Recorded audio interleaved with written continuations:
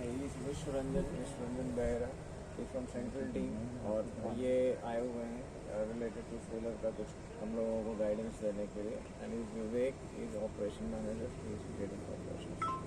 तो अब इंट्रोडक्शन के हिसाब से मैं कुछ लोगों का तो मैंने चेहरा देखा हुआ है, सबको मैं नहीं जानता। तो ये भी अंकित है हमारा AST से।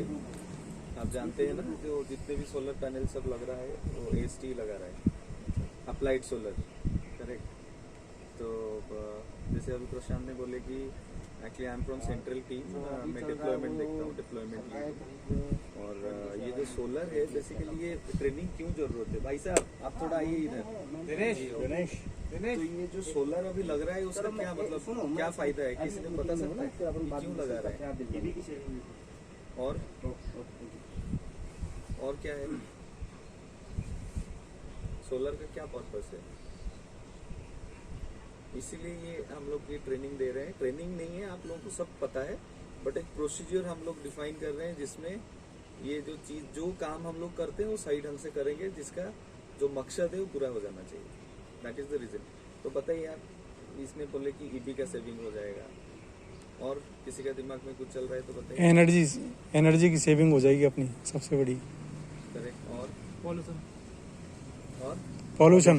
Very good point. और क्या है सर? बताइए ना, कुछ भी बताइए। आउटेज रुक जाएगा, ऑपरेशनल थोड़ा अच्छा रहेगा। और sir depend on non conventional energy source. Very good. तो बराबर है, आप लोग जो बोल रहे हैं बराबर सही बोल रहे हैं। बेसिकली एक आपका DG चलेगा या EB भी चलता है तो उसमें ना एक कार्बन डाइऑक्साइड का एमिशन होता है, करेक्ट ना। तो वो जनरली इसमें नहीं होगा, मतलब आपका वो रिड्यूस हो जाएगा। पहले आप एनवायरनमेंट का थोड़ा सा ख्याल रख पाएंगे, ग्रीन एनर्जी इसको बोलते हैं ना, इसीलिए बोलते हैं कि कार्बन डाइऑक्साइड आपका एमिशन पूरा कम हो जाएगा। सेकेंड पार्ट आपने जैसे बोले कि एनर्जी कॉस्ट रिड्यूस होगा, है ना। आपका जो भी EB हो गया, DG हो गया, इसमें से ऑलमोस्ट आप इसको सही ढंग से मेंटेन करके रखेंगे तो इससे हम लोग ज़्यादातर आउटपुट ले सकते हैं और एनर्जी कॉस्ट को रिड्यूस कर सकते हैं। तीसरा चीज़ क्या है कि DG लगेगा तो चोरी पोरी ये सब चीज़ रहता है, जो कि आपका सर के ऊपर ये सब चीज़ भी आता है कि ये हुआ, तो वो चीज़ से भी आप दूर रहेंगे।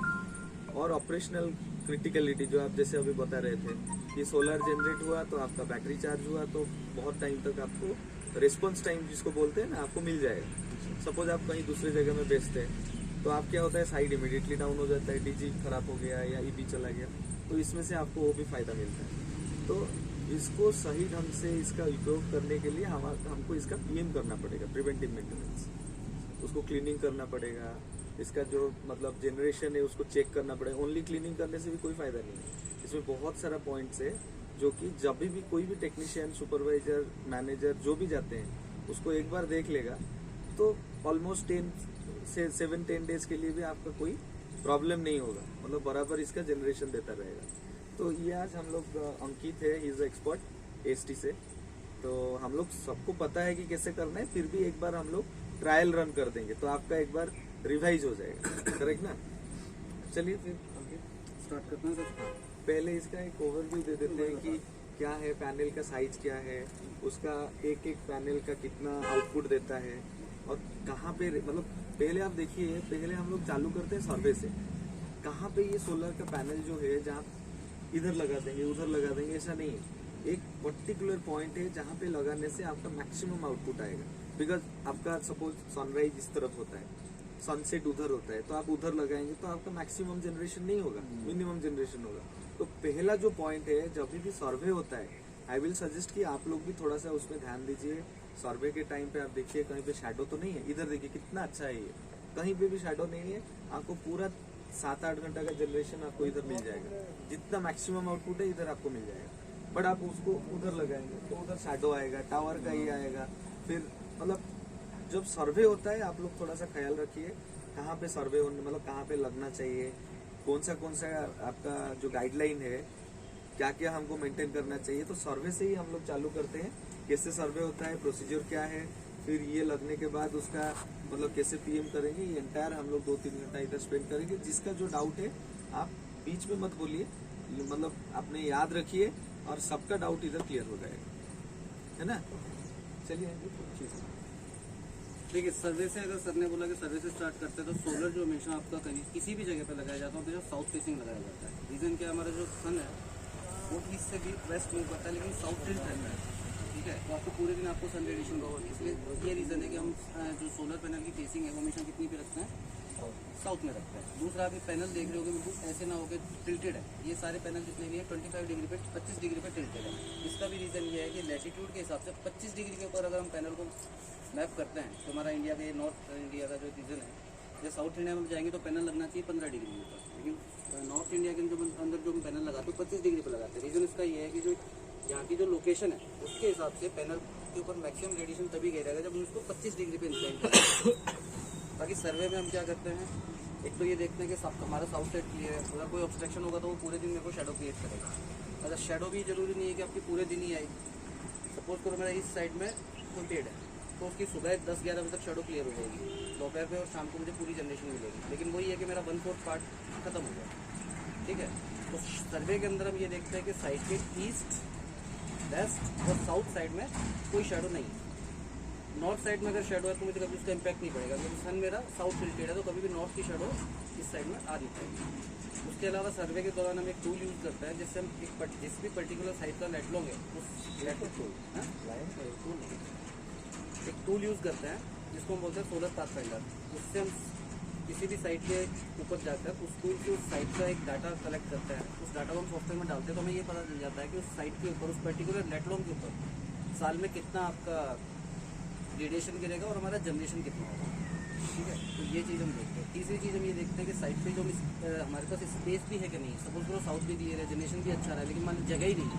सपोज करो यही टावर आपका थोड़ा आगे बाउंड्री पे होता है तो मेरा ये साइड नॉन फिजिबल होता है। रीज़न क्या था, पीछे में लगा नहीं सकता, शेडो आएगी, नॉर्थ में मैं लगाऊंगा नहीं, और साउथ में मेरे पास जगह नहीं। तो ये 3 एरियाज हैं जो हम सर्वे में कवर करते हैं, एक shadow factor, south clearance, tool से जो मेजरमेंट लेते हैं वो, और चौथा स्पेस फॉर द सोलर। ये आपका सर्वे का होगा। अब इसमें एक पॉइंट और है कि हम 5.5 किलोवाट की क्यों लगाए हैं? एग्रीमेंट है सर, उसका कोई टेक्निकल नहीं, मैं बताऊँ। नहीं टेक्निकल रीजन है उसका। टेक्निकल वो आपका जो एवरेज लोड है उसके हिसाब से नहीं स्पेस कांस्टेंट भी पड़ेगा। नहीं, स्पेस कांस्टेंट भी है। पहला चीज ये है, कैपेसिटी पे जाएंगे तो हाँ। स्पेस चाहिए होगा ना। स्पेस भी चाहिए। सर आप इसी साइड पे मैं आपको हम यहाँ पे मैं नाना करते हुए 7.5 किलोवाट भी लगा सकता हाँ हूँ, लेकिन हमें इंस्ट्रक्शन ये है कि हम 5.4 ही लगाएंगे। नहीं, उसका रीजन क्या है मैं बताता हूँ। जैसे कि ये साइट का लोड सपोज डे 1 में आपका 2 किलोवाट है और डे 2 में 5G आएगा तो भी और 0.5 किलोवाट बढ़ेगा, 2.5 किलोवाट है। तो 2.5 किलोवाट ये हो गया और आपने 600 एच का बैटरी लगा रहे हैं तो 10% के हिसाब से 60 एम्पियर तो वो 3 किलोवाट हो गया। तो उस हिसाब से हाँ, जो आपकी साइटों का एवरेज लोड है और आपका जो आगे फर्दर प्रेडिक्शन है उसके ऊपर है। जैसे परसों का जो हमारा जो चल रहा था ना वर्कशॉप, तो उसमें बोल रहे थे ना, बहुत सारे सिटी रेज कर रहे थे कि why we are not going for 10.5 kilowatt. तो वही है कि आपका अभी इधर आप ये देखिए ये कितना था, ये हमारा कितना है 450। नहीं ये टोटल 5.4 किलोवाट 5.4 किलोवाट है और 5.4 लगाएंगे मतलब इंटायरली इतना स्पेस आपको उधर भी लेना है। हाँ वही स्पेस पे तो that is also one of the constraint. वो भी है। देन आपका EMI ROI जो रिटर्न ऑन इन्वेस्टमेंट, उसका भी एक चीज देखना पड़ता है कि कितना ये हो रहा है। तो देयर आर मल्टीपल थिंग्स। मतलब मैक्सिमम आउटपुट हमको ऑप्टिमम जो प्रोडक्ट है उससे निकालना है। अदरवाइज क्योंकि अगर मैं 7.5 किलोवाट भी दिन में जनरेट कर लूंगा मेरे को एडवांटेज नहीं होगा नहीं लोड होगा। के बेसिस पे आपका बैटरी कैपेसिटी बढ़ाएंगे then it is fine. Battery capacity की आपण बॅटरी कॅपॅसिटी बढ़ाकर उसको यूटिलाइज कर ले नाइट आवर्स में तो अदरवाइज वो यूज कैपेसिटी लेके भी कोई फायदा नहीं है। अभी क्या हो रहा है देखिए, सपोज आपका 2 किलोवाट का लोड है, साइट पे चल रहा है, इधर मेरा 5.4 किलोवाट का पैनल लगा हुआ है, मेरा बैटरी है सपोज 600 एच का, इधर कितना लगा हुआ है 600 एच का लगा हुआ है। तो वही है 3 किलोवाट वो चार्ज करेगा और ये 2 किलोवाट आपका ये जाएगा, तो 3 किलोवाट तो ये हार्डली कितना 3-4 घंटे में ये पूरा 100% लोड कर देगा। और जो 2 किलोवाट का साइड का चल रहा है वो ऐसे ही चलता रहेगा, वो बैटरी के ऊपर लोड नहीं लेगा। जब ये आपका सोलर डाउन होगा तब जाके आपका बैटरी के ऊपर लोड आया है ना। तो 600 एच आपका 2 किलोवाट का लोड है, मतलब कितना है 40 एम्पियर लोड है ना। तो आपका 600 एच का बैटरी है, 80% DOD में 480, मतलब 8-9 घंटा तो खींच लेगा, फिर सुबह आपका जनरेशन चालू हो जाएगा। है ना। तब आपका 1-2 घंटे के लिए ईवी चलना पड़ता है तो चलेगा। तो दिस इज द डिजाइन। तो अभी आगे में भी मैनेजमेंट सोच सकता है कि कहीं पे आपका ज़्यादा लोड का साइट्स आ रहा है, मतलब फाइबर पॉप हो गया या आपका 5G जब एडिशन होगा, तब में भी दर में भी सम क्योंकि अगर हम हायर कैपेसिटी पे जाएंगे तो हमको हायर बैटरी बैंक के भी लगाने पड़ेंगे। यूएसओ के लिए तो हम लोग दे रहे हैं ना। यूएसओ के लिए यूएसओ पे कोई भी काम चालू अभी हुआ नहीं है अपना। नहीं, दूसरे सर्कल में हो रहा है अभी 10 किलोवाट उधर आ रहा है। तो ठीक है, यूएसओ में 850 स्टेज है ना। हाँ, और लोड कम है, लोड तो कम वो है। कैटर तो कर लेगा। कैटर कर लेगा वो, तो मतलब उधर डीजीबी का जरूरत ही नहीं पड़ेगा मेरे हिसाब से। हाँ बिल्कुल, जरूरत ही नहीं है, बैठता हूँ जहाँ पे भी ईवी कनेक्शन हुआ है ना अपना, वहाँ पे अपने को अभी डीजे चलाने की जरूरत जरूरत ही नहीं है। ठीक है। अच्छा, इसमें एक चीज़ मैं और ऐड ऑन करना चाहूँगा। जब हम साइट पर सोलर लगा देते हैं तो आपकी साइट किस किस मोड में चलती है? एक प्योरली ईवी के ऊपर, एक आपकी ईवी प्लस बैटरी बैंक के ऊपर चलती है, एक बैटरी बैंक के ऊपर, एक आपकी अब चलेगी सोलर प्लस ईवी के ऊपर, और एक चलेगी सोलर प्लस बैटरी बैंक के ऊपर। ये कॉम्बिनेशन है, एनर्जी ये कॉम्बिनेशन, डिफरेंट कॉम्बिनेशन है, सोर्स ठीक का है। कॉम्बिनेशन है। सपोज कीजिए आपकी साइट पे ईवी नहीं आ रही है, ठीक है। आपकी बैटरी बैंक आपका जो बैकअप देती है, लेटर से अज्यूम कर लेते हैं हम कि 3 घंटे का देती है। सोलर लगने के बाद में वही बैटरी बैकअप आपका बढ़ के 6 घंटे भी हो सकता है, 7 घंटे हो सकता है, डिपेंड करता है साइट का कंजम्पशन कितना है, ठीक है। अच्छा, जैसे शाम का समय है, उस समय पे आपका सोलर है, उसकी जनरेशन कम हो जाती है, ठीक है। जितना जनरेशन हम 3 बजे के तक कर लेते हैं, उसके बाद में 3 से 6 के बीच में जो जनरेशन कम पड़ जाती है, और साइट का कंप्लीट लोड सोलर नहीं ले पाता है। लेकिन उस केस में भी सोलर आपकी बैटरी को सपोर्ट करता रहता है, आपकी बैटरी के बैकअप को क्या करता रहता है, बढ़ाता रहता है। तो ये एडवांटेज आपका सोलर का एडवांटेज आपका जब से सनराइज से लेकर सनसेट तक हमेशा रहता है।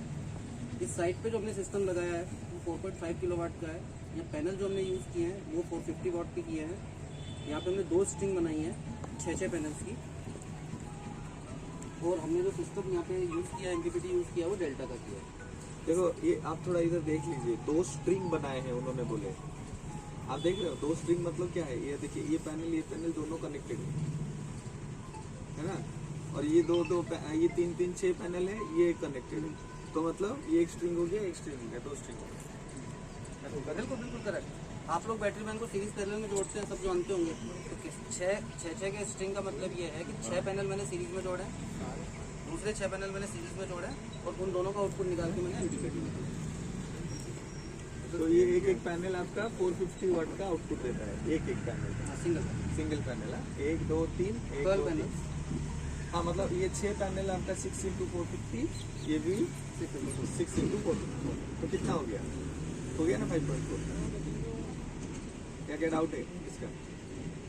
पूछते जाओ। एक बार इसको दोबारा रिपीट करो उसको। देखिए यहाँ पे 12 पैनल, हाँ, ठीक है। 6 पैनल मैंने एक साथ सीरीज में जोड़े। भाई पैनल का भी आपका पैनल और बैटरी आपका लगभग सेम होता है। पैनल बैटरी में पॉजिटिव नेगेटिव होता है, हाँ। पैनल में भी एक पॉजिटिव आउटपुट रहता है, एक नेगेटिव आउटपुट रहता है, ठीक है।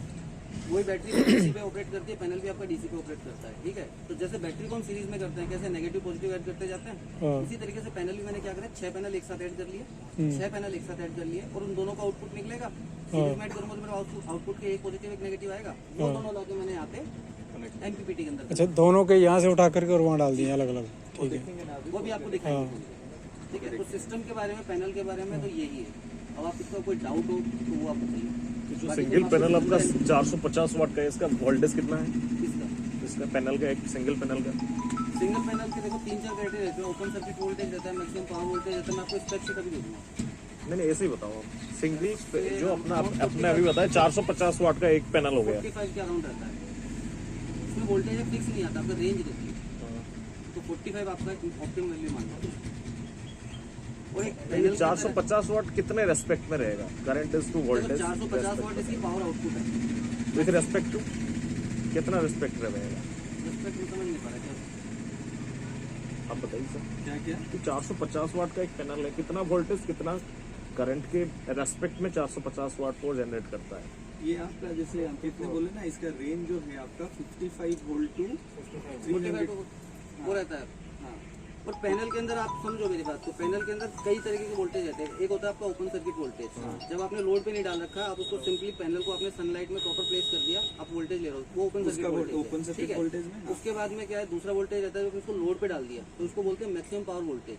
जब MPPT जो लगा है ना उधर, ठीक है, उस समय पे आपका वोल्टेज थोड़ा कम दिखाएगा, ठीक है। ऐसे ही आपका तीसरा क्राइटेरिया करंट का भी इसमें यही रहता है। एक होता है short circuit current. Short circuit current के आपने पैनल को कहीं लोड पे नहीं डाला, आप सिंपल उसको टच कर रहे हो, ठीक है, उस समय मैक्सिमम करंट ड्रॉ होता है, वो होता है IAC आपका शॉर्ट सर्किट करंट। उसके बाद में जब लोड पे डालोगे तो आई मैक्स आता है, मतलब पावर जब लोड पे साइड और मैक्सिमम पावर जनरेट करें तब कितना करंट आ रहा है, तो इन सब में डिफरेंस रहता है। आपको हर पैनल की स्पेक शीट में डिफरेंट मिलेगा। हम आपके यहाँ पे 450 की स्टैंडर्ड यूज़ कर रहे हैं, उसकी स्पेक शीट हम आपको शेयर कर देंगे, आप अपने खुद से चेक कर सकते हैं। ठीक है ना। आज इसी सिस्टम जो हमने यहाँ पे लगाया है इसको भी आपको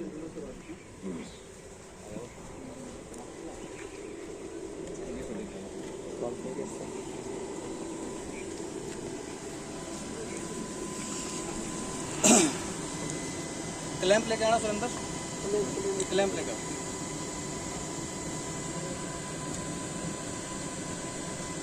देखिए कंपोनेंट वाइज मैं आपको बता देता हूँ। ये मेरा AC एनर्जी मीटर और सोर्स प्रायोरिटी कंट्रोलर है, क्या बोलते हैं SPC, ठीक। इसका क्या और साथ ही मेरा ये जो नीचे जो लगा हुआ है ये मेरा कम्युनिकेशन डिवाइस है, ठीक। ये मुझे साइट का कंप्लीट डाटा मेरे पोर्टल पे दिखाता रहता है। ये इसका एंटीना है। तो ये सिम के थ्रू कनेक्ट है? हाँ ठीक है, ये आपके सर्वर पे लैश होगा? हाँ, ये मेरा सर्वर फ्लैश होता है, GPS से और SMS से कम्युनिकेट करता है। तो इसमें अलार्म बेस्ड रहता है या पूरी मतलब रीडिंग? हर आधे घंटे में फीड देता है मुझे रीडिंग्स की? हाँ, रीडिंग्स की। अच्छा, और मैं आपको पोर्टल खोल के दिखाऊंगा कि मैं क्या क्या डाटा देख सकता हूँ, ठीक है। अच्छा, ये जो आपका AC एनर्जी मीटर है जो ऊपर से जो जनरेट हो रही है नहीं नहीं मतलब नहीं, उसी का नहीं, दिखाएगा ये या? एनर्जी मीटर है, ऊपर से DC आ रही है मेरे पास। ओनली फॉर वो सिर्फ EB का है ये? ये EB का है। यदि DG होता तो EB और DG दोनों को और कनेक्ट हाँ, और ये एनर्जी मीटर के साथ साथ इसमें एक SPC लगा हुआ है, सोर्स प्रायोरिटी सिलेक्टर, ठीक है। कि सबसे पहले मेरा सोलर यूज होना चाहिए, उसके बाद मेरी EV यूज होनी चाहिए, उसके बाद मेरा बैटरी बैंक पे जाना चाहिए सिस्टम, और उसके बाद में मतलब एनर्जी का प्रायोरिटी है कि कौन सी एनर्जी साइट पहले यूज करेगी। देन इसका मतलब पहला तो हो गया सोलर, पहला सोलर, दूसरा EV, तीसरा बैटरी, तीसरा बैटरी, चौथा इसका MPPT ये दो पूरा लगा पोर्शन हुआ है। MPPT है। हाँ, वो दो लगा ये हुआ दो है, मॉड्यूल लगे हुए हैं मेरे मॉड्यूल पास, लगा हुआ है। ठीक है। ये इधर आओ, ये इधर आओ, ये बताते हैं क्या है आपको। इसका एक बार यहाँ क्लियर हो जाएगा। ये देखिए अंकित, इनका डाउट MPPT क्या में, है हाँ कि ये जो इनका जैसे 3-3-6 हाँ ये एक स्ट्रिंग हो गया हाँ। और 3-3 से ये एक स्ट्रिंग हो गया। हाँ हाँ तो दो स्ट्रिंग के लिए दो मॉड्यूल हम लोग लगाए हैं। ये इधर देखो, दो मॉड्यूल लगा हुआ है ना वो। तो एक स्ट्रिंग को एक मॉड्यूल, दूसरा स्ट्रिंग को दूसरा मॉड्यूल, ठीक होता है ये। वो बताओ ना, क्लैंप देना उनको दिखा दो। देखिए तो ये कितना किलोवाट का ये है? 3-3 किलोवाट का, 3-3 किलोवाट, 6 किलोवाट का 6 किलोवाट का मॉड्यूल लगा हुआ है। बट हमारा इधर जो स्ट्रिंग है वो कितना आ गया? 2.6, 2.8, सॉरी कितना, 2.7, 2.7 राइट, 5.42 इन टोटल। है ना? 2.7, 2.7 इसका आउटपुट आकर 2.7 ही जा रहा है मैक्सिमम। मैक्सिमम का मैं बात कर रहा हूँ। और एक मॉड्यूल आकर 3 किलोवाट का है। इसका मतलब कितना 90% में ये चल पाएगा, है ना अंकित? हाँ बिल्कुल, 90% में ये चलेगा। और मेरे पास इसका आउटपुट इसमें 3 स्लॉट है, मैं इसमें 9 किलोवाट तक का सिस्टम कनेक्ट कर सकता हूँ। 9 किलोवाट तक का सोलर इस पे कनेक्ट कर सकता हूँ, कर सकते हैं, मतलब प्रोविजन है। प्रोविजन है। प्रोविजन है, मॉड्यूल बढ़ाते ही हो जाएगा। हाँ, मॉड्यूल एक बढ़ाना स्ट्रिंग बढ़ा देंगे और एक मॉड्यूल बढ़ जाएगा। 6 पैनल बढ़ाएंगे और इधर एक मॉड्यूल ऐड कर देंगे, तो ये आपका और कितना 3 किलोवाट आपका ऐड कर सकते हैं। सर ये मॉड्यूल का टोटल डीसी आउटपुट का 54 का निकालेगा ना? वो सेटिंग है मेरी, मैं जितने पे चाहूँ उसको सेट कर सकता नहीं, जैसे सोलर का तो स्ट्रीम का तो वोल्टेज जैसे 268 या 260 होगा ना टोटल हूँ। हाँ, वोल्टेज, लेकिन तो वो उसी का आउटपुट है या फिर उसको नहीं भी नहीं convert नहीं, होता वो है? इसीलिए तो ये यहाँ पे लगाया है कि सोलर का जो आउटपुट आ रहा है 265। आप देखो इसमें दिखाता हूँ। अच्छा, ये एक चीज़ और, ये मेरे पहले स्ट्रिंग का इनपुट है, ये मेरे को दूसरे स्ट्रिंग का इनपुट है, दोनों पे मैंने MCB दे रखी है। ये मेरा आउटपुट MCB है, ये मेरा आउटपुट है। और एक थर्ड वाले के लिए छोड़ा हुआ है। हाँ, एक थर्ड वाले के लिए उसको डाउन करके छोड़ा हुआ है। मतलब in case of any issue also, इसमें कहीं भी वो HCM का प्रॉब्लम होता है तो आप उसको यूज कर सकते हो। और ये बट इसको आपको मॉड्यूल को फिर चेंज करना पड़ेगा, स्लॉट चेंज करना पड़ेगा। इसमें पॉजिटिव नेगेटिव अपन ले रखे हैं, पहला स्ट्रिंग के लिए और दूसरा स्ट्रिंग के लिए, ठीक है। ये इनपुट हो गया आपका दोनों स्ट्रिंग। ये इनपुट का हो गया मेरा, ये दूसरा वाला आउटपुट का होगा। आप थोड़ा इधर देखो, आप अपने बीच में बात मत करो, फिर आप सब कुछ छूट जाएगा। हाँ नहीं बराबर। अब आप देखो एक बार जरा इसे, वो भी चेक करेंगे थोड़ा आप देर उसको थोड़ा सा इधर देखो जो बोल रहे हैं, फिर आपका डाउट रखो, फिर पूछो।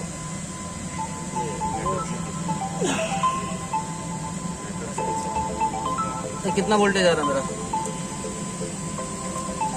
230 230 वोल्टेज। ठीक है। इसमें भी आप चेक करो, 230 दोनों स्टिक बैलेंस्ड है।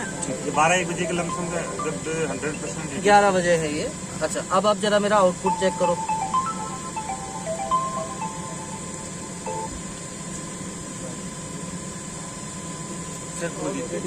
पॉजिटिव ये नेगेटिव है। नहीं ये पॉजिटिव है ये बैटरी वोल्ट आपकी बैटरी इस 53.3 वोल्टेज इस पे चार्ज हो रही है।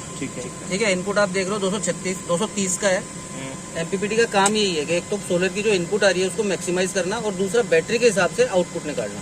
तो पहले तो आप बताओ इस पे जो दोनों स्ट्रिंग पे अपन ने चेक की, जो सोलर RA2 RA3 पहले तो बंद है, ठीक है। तो इन दोनों का वोल्टेज आपने बताया 230 वोल्ट। करंट भी चेक कर लेते हैं। नहीं 230 वोल्टेज जो आया वो डीसी आया। हाँ वो पहला स्ट्रिंग का वोल्टेज, ये रहा दूसरा स्ट्रिंग का वोल्टेज। हाँ, ठीक है। और पहला स्ट्रिंग के अंदर कितने पैनल है? 6 है। हर पैनल 450 वाट का होता है, यही है ना? हाँ हाँ सही। अब करंट भी चेक कर लेते हैं। 2.7 का आ गया। वही 5.4 है ना एक अब आपका 7.1 एम्पियर का करंट आ रहा है इन स्ट्रिंग में। कितना है इनपुट 7.1 एम्पियर। 7 मान लो। आप पावर करोगे तो पावर आपको सेम मिलेगी।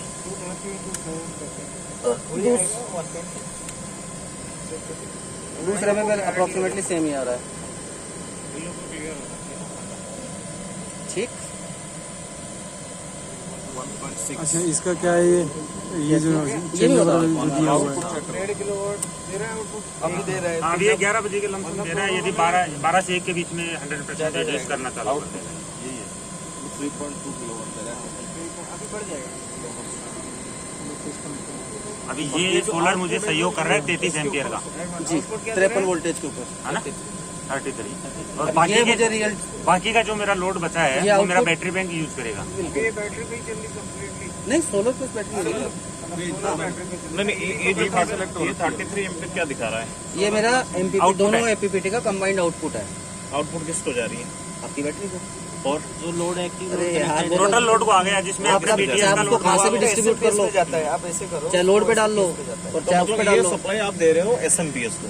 बराबर। SMPS अभी चल रहा है इस वोल्टेज के साथ, ये करंट ठीक है ना? अभी EB डिस्कनेक्ट है। ऐसा है, मैं ठीक बता है? देता हूँ। ये अच्छा क्वेश्चन है। ये आपका कनेक्टेड हो गया SMPS से, तो SMPS में जितना इलेक्ट्रॉनिक्स लोड होगा उतना वो 100% यहाँ से ले लेगा, है ना? और जो बचेगा वो बैटरी को चार्ज करेगा। तो एसएमपीएस भी क्या करता है तुम्हारा? और यदि माइनस पहला होगा तो प्रायोरिटी बैटरी का किसको यूज देता है? करेगा। लोड को। सेकंड प्रायोरिटी किसको देता है? बैटरी को। वही करता है ये भी। अगर मान लो 10% से कम बैटरी चार्ज होगी तो क्या वो EV को यूटिलाइज करेगा कि नहीं करेगा? क्या नहीं, चीज? जब तक सोलर जनरेट हो रहा है वो EV को नहीं करेगा। नहीं ऐसा नहीं है। अगर बैटरी वोल्टेज की सेटिंग है, अगर उससे नीचे जा रहा है बैटरी वोल्टेज तो ये देखो अगर बैटरी वोल्टेज हो तो अलग बात हो मैं कह गया। रहा हूँ battery voltage in case 48 volt है, अभी 48.5 है, मेरा सोलर चल रहा है और मेरा 40 एम्पियर का आउटपुट आ रहा है, मेरे 33 एम्पियर का एक्टिव में जा रहा है, 7 एम्पियर मेरी बैटरी चार्जिंग में जा रही है, राइट? तो क्या EV को यूटिलाइज करेगा उस केस में? नहीं नहीं करेगा। करेगा। वो वोल्टेज के ऊपर नॉमिनल वोल्टेज जो सेट हुआ है कितना? बैटरी का जो वो कितना? 48.5 48.5 से नीचे और ये जाएगा। सेटिंग में हम चेंज कर सकते हैं। हाँ वो तो यूजर ठीक है, डिफाइंड है, हाँ। यूजर डिफाइंड है। वो जब जाएगा उधर जब पहुंच जाएगा 48.5 में सेट हुआ है तो 48.4 में आएगा, then it's 14।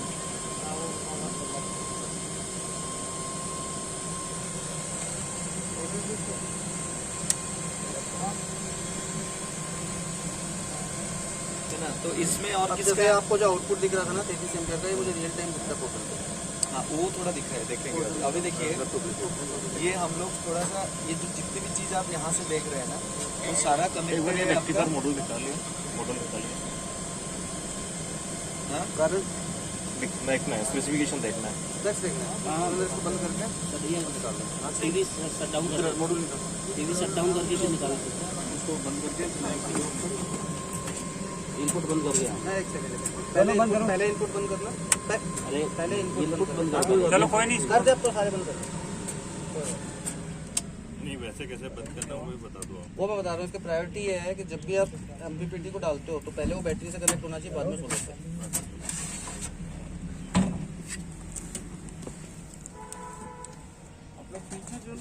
आ जाओ, किसी को दिख नहीं रहा हो तो प्लीज आगे आ जाओ यार। आपको पता नहीं चलेगा। ना 90 वोल्ट टू 350 अभी को ज्यादा तो वो लोग ज्यादा देखो जो तो ये जो सोलर पैनल का आउटपुट है 90 टू 350 मिनिमम 90 टेक्नीशियन को बैठने देना पड़ेगा।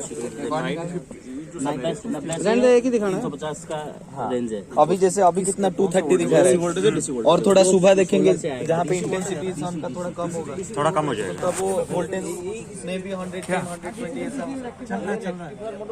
बंद कर दूं? डीसी कन्वर्टर का मॉड्यूल है। अरे 25 मिनट के याद आता कर दो क्या बंद? आउटपुट